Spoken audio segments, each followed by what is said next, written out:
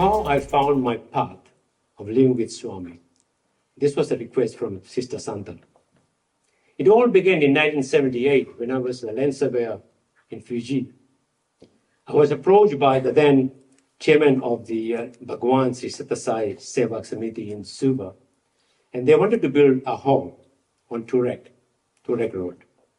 So I, being the only Gujarati surveyor in Fiji at that time, he found about myself, so he approached me, he said, can you do a free service? I said, no problem.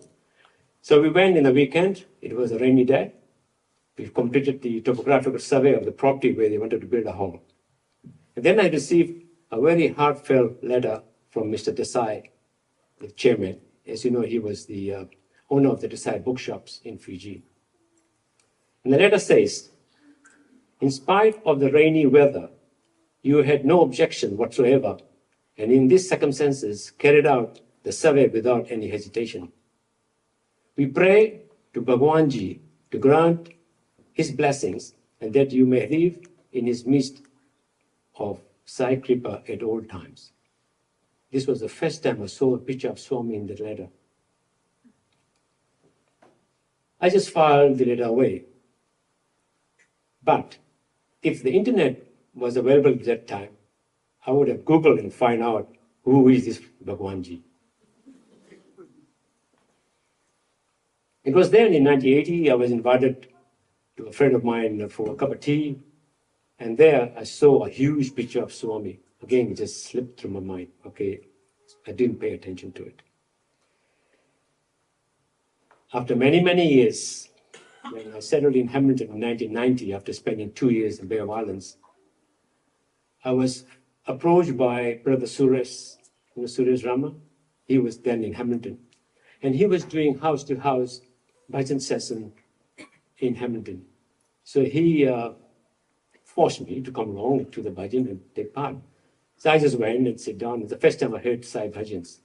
I wasn't impressed, but I said, okay, I just took part. And then instead of going house to house, they managed to get a room in a forest-like school. And over there, I was dragged by my wife, Kanta, to drop her off. I drop her, go back home, pick her up. When a couple of months, I said, geez, I'm wasting my time, dropping off and up. I said, let's stay there and see what's happening. So I stayed back and sitting at the back of the hall. And I was quite impressed by the format, the way it was formatted, the whole program. English bhajans and some Europeans in there. And the guy playing guitar. I never thought guitar would miss with bhajans. I liked it. I said, good, okay, I'll do that. So I just go and sit there at the back of the hall. And then I was approached to play Manjira. I said, Manjira? I said, okay, play that. And then they told me to sing the first line of Unison Bhajan. Why fear when I'm here? Why? So I start singing the first line only. And then some services start happening, which was Meals on Wheels. And at that time, I was also involved in Lions Club, doing service in Lions Club. So I start comparing the two, doing the Meals on Wheels and the Lions Club. Lions Club, you do the service, go to the bar, have some beers, meet on the table. Whereas the Sai was totally different. You have a touch with the people when you drop the meals to them, you talk to them, you get the feeling. So there was something different. So I dropped away from Lions Club. I said, let's concentrate on Sai service. And then I was approached to do a monthly newsletter for the center. I said, okay, I'll do that. Now, to do a monthly newsletter, you need some information. So I start buying books, start reading about Sai Teachings, and then I extract that thing into the newsletter. So that's happened for a while. And then what happened was there was an issue in our region. No, we used to have issues that those days too, It's not only now. So there was power fighting. People wanted to become a regional chairperson. So I was approached by Arthur Hillcourt under the banner of Richard Wallace, Mother Betty, and Mother Madeline. They came along, they approached me, said, why don't you become a regional coordinator for the region? Well, I said, no problem. I said, see the way the Swami is putting me into the picture? And then we had the first Maori center in in our room. It was Andrew. Andrew was behind it. And we also had the first conference in Amarai. That was also in Rotorua. It was way back in 1998's time. And then I was fortunate enough to attend the first World Conference of Overseas Chairpersons. That was in 1988, the first time I visited Prasanthi. And boy, there was some feeling when I saw Swami eye to eye. And guess whom I met there? Brother Guna, sitting next to me and asking me all the questions about New Zealand. I was wondering why. No wonder he's here. Coming back home, more books, more CDs, converting CD songs into MP3s and things like that. And then they made me the national reporter, and then they asked me to do active workers conference, workshops, and things like that. And we did a lot of them in Tauhara Center. We had guest speakers like Bobby and Arthur Hillcott, Jack and Louise Holley, Bena, Jamsai, Jaga, Suresh Bobin, you know it, you name it.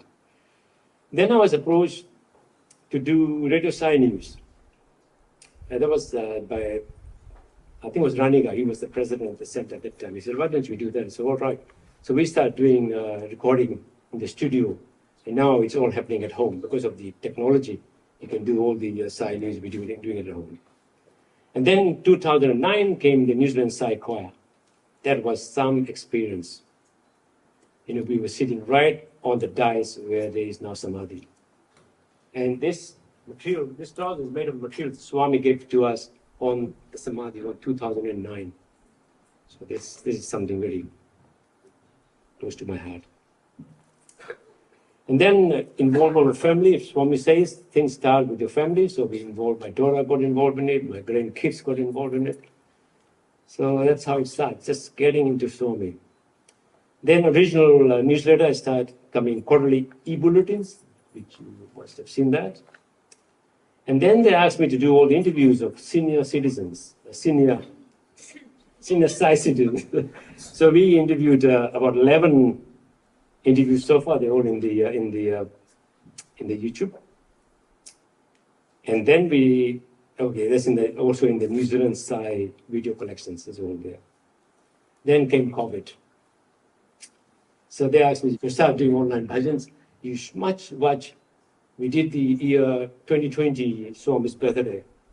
While preparing the video, it was a good experience. We involved, I think it was Rupeni was there, plus Prasant. And we learned the technique of how to use a blue screen technique. It was something fantastic. It's all in the YouTube. Watch this, it's quite good. And the other experience we had was the Akhand Bhajan recording. We managed it, although it wasn't perfect, but we did it. Right, in conclusion, I'm running out of time. Living with Sai is a many-sided journey of spiritual growth and transformation. It entails practicing love, cultivating inner peace, serving mankind, upholding moral values, and surrendering the divine will.